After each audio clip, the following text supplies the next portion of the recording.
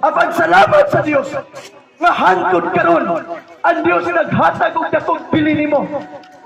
Ang gusto lang sa Ginoo nga ang taong andam kay makaingon ka makaigsunan nga ang kamatay karon daw normal na lang bisan asang kamatay.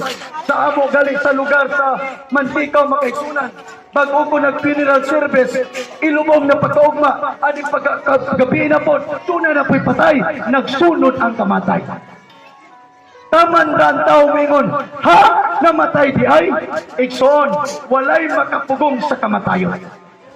Ang kamatayon, daw normal na lang na karon. Apan sultian ko ikaw, ang pinakadili normal. Nga kung mamatay ka, nga waka ka hinulsol. Mamatay ka nga waka alagad sa Dios. Nga mamatay ka nga way relasyon sa Dios. Maunay pinakateribol sa kinabuhi sa tao. Kung mamatay ka nga nagpatuyang sa bisyo, mamatay ka nga nagpatuyang sa kahilayan, maunay pinakapeligro sa tao. Hinumdyo bilang giunsa ka paglukat ni Kristo. Namatay si Kristo ibabaw sa Kalbaryo sa cross. Tungod og alang nimo. Kay dili pot ang Dios ng tao mamatay sa sala.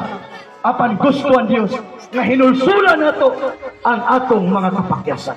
Atong palagpakan ng Ginoo. Ikson igala nini nga kapunon.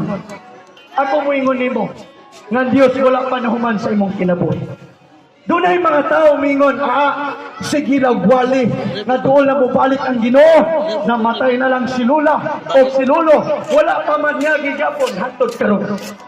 Ikson, idala ako moingon nimo, magpasalamat ka sa Dios, mawala pa siya mibalik. Ano man? Klaro niya na magaisunan, ikaw mismo wala pa naandam. Kabalo pa ka siya'y pinakapiligro nimo? Kung di pa mubalik si Kristo, unya karon, kung ang kamatayon, mo'y unang mabot ka nimo. Maunay pinakapeligro sa tao makaigsunan. Mga higala ko, Dres kalangahan, ni Amin, aron sa pagpukaw kanimo. Malay namo, na dunay pipila dinhi, nahitulog na gikan sa pakigrelasyon sa Dios. Nalimot na ka sa Dios. Wala na kay panahon sa Ginoo. Wala na kay mga pag-ampo.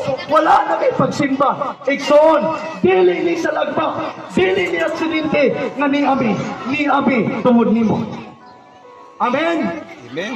Ni Abi tungod nimo. Tungod kay gusto ang Dios maribay ang imong pagtuo, pagsalig diha sa Dios. Mato pa sa Bible, makaigsunan, sa Hebro Kapitulo 11, versikulo 6, kung walay pagtuo, nisusyod kayo ang pagpahimot sa Diyos. Without faith, it is impossible to please God. Napangutana, unsa nga klase nga pagtuo na makalipay sa Diyos. Now, unsaon man nato nga makabatuntag pagtuo?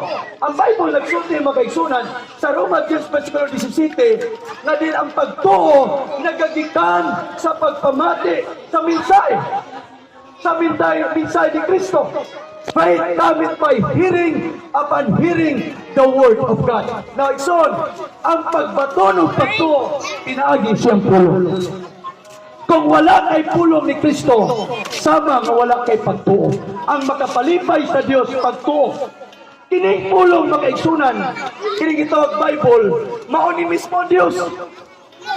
Nga naman, ang Bible nagsulti sa Juan 1, versikulo 1, na sa sinugdan mo ng pulong, ang pulong uban ng Dios o ang pulong Dios. Mao din ang Dios. Ang pangutana, unsaon nimo pag-ilaan Dios? Mailani mo Dios pinagi siyang pulong.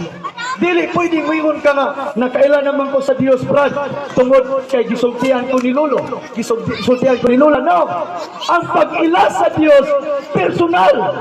Ikaw yun mismo ang mangita kaniya. Unsaon pagpangita niya? Iyang pulong.